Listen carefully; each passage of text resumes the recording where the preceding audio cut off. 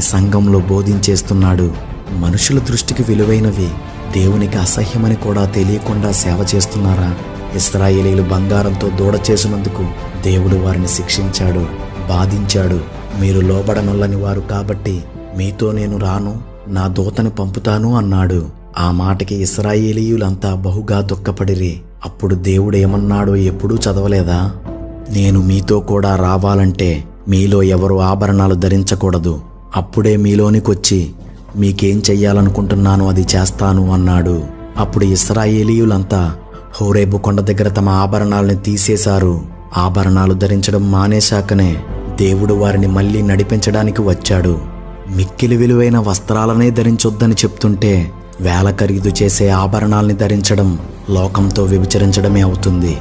ఆదాము హవ్వలు పాపం చేశాక దేవుడు వారికి వస్త్రాలను తొడిగించి ఏదెను తోట నుండి బయటికి